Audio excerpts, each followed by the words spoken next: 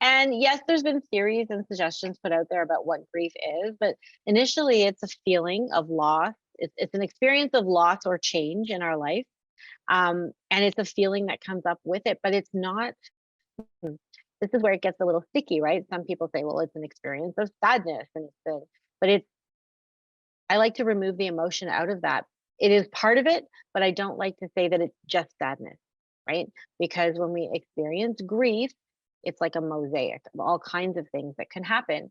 So it's what we experience when we go through a loss or a change. You could be getting married and experience grief.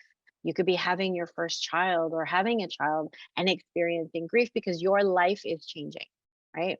You're going from being single to being a part of a couple. You're going from being only looking after yourself to now being 100% 24/7 responsible for another human being. And so there's that mourning of the life that you had before. Even though you're so excited to move into the next step and the next phase of your life, there's still an aspect of grief. So that's why grief, when you look at it, is it's any loss or change, big or small.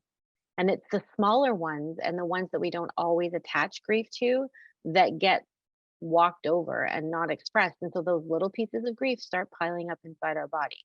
Because every time we have an experience, good, bad, or otherwise, that experience lives in your body.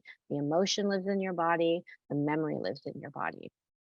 And so if over time you don't actually acknowledge what's living there and release it and deal with it, it piles up. And so eventually you're in your 40s and 50s going, why am I snapping at everybody? Why am I depressed? Why am I anxious? Why am I not sleeping? Holy crap, look at all those crazy decisions I've made in my lifetime.